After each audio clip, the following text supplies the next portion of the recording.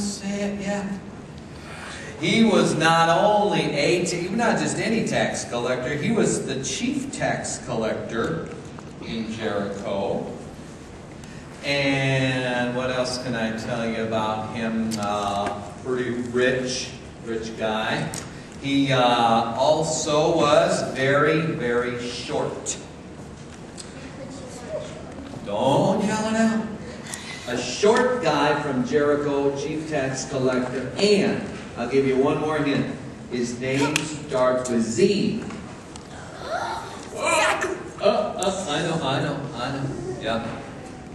I want you all to yell it out on the count of 3. 1, 2, 3. Zacchaeus is correct. He's going to tell us a story about his meeting with Jesus on Easter week. Are you ready? Please do not spit. Do not throw things. No, I have become used to such things because people generally have hated me. But please, let me tell you my story and then you may decide. I am Zacchaeus of Jericho and have been for many years a tax collector, chief tax collector, which means, of course, that I am a cheater. Oh, all of the tax collectors cheat. Yes, we take more money than we should, more taxes.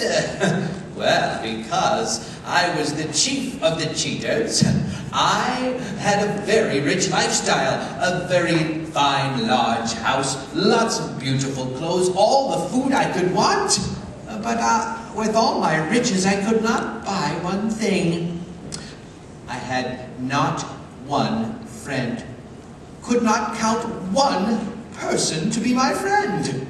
I was a very lonesome rich man. Well, as time went by, I learned about a man named Jesus from Nazareth in Galilee. It was said that he would be a friend to sinners.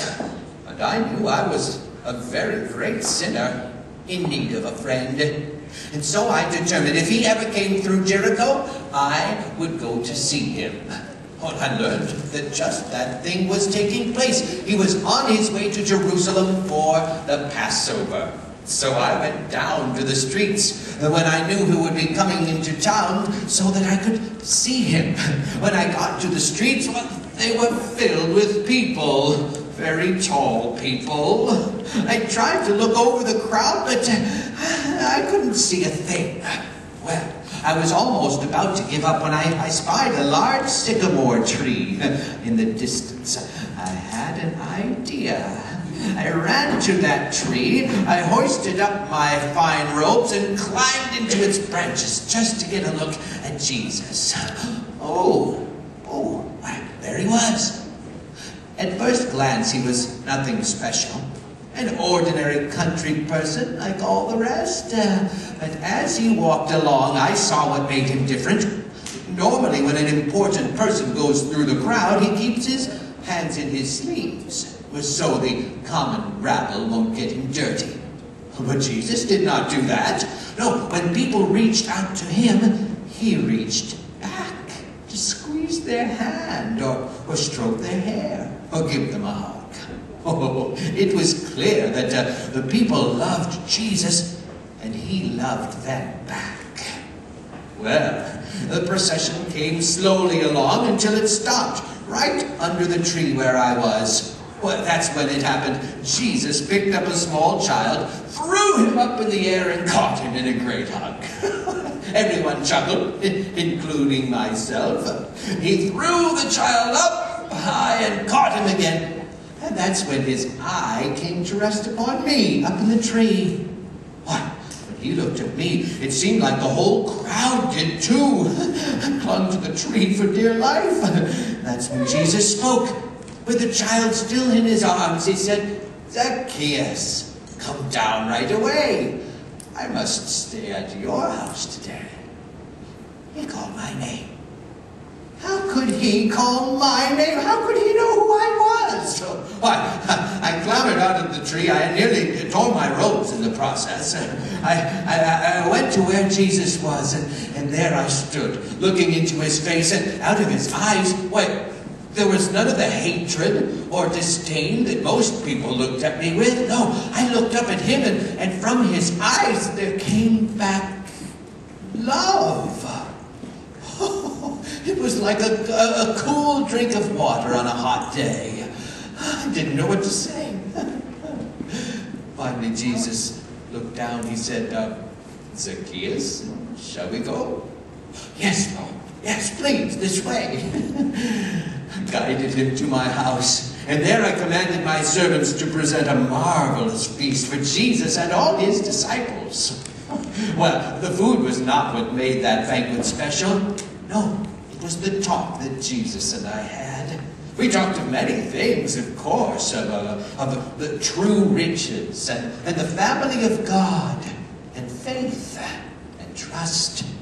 Finally, I knew what I had to do, and so I stood up at the head of my table and said, here now, I give half of my possessions to the poor, and if I have cheated anyone, and I have, I will pay them back 4 times the amount which was owed. I sat down. Jesus laughed. He grabbed my shoulder and squeezed tight. He said, today salvation has come to this house. For this man is a son of Abraham too. For the Son of Man has come to seek and to save that which was lost. Well, since that day, I live quite comfortably on half of what I formerly had. And I now count some of those I had cheated and repaid as some of my friends. For I have many now in the family of God. And what is even better, I have the promise of life forever in a mansion in heaven with my Savior Jesus. I pray that you have that hope as well. For you can. It is a free gift through faith in his name. Well, that is my story of Easter week and how Jesus changed me. If you should ever travel through Jericho, please do stop in, and I shall greet you then. I bid you peace in his name. Shalom.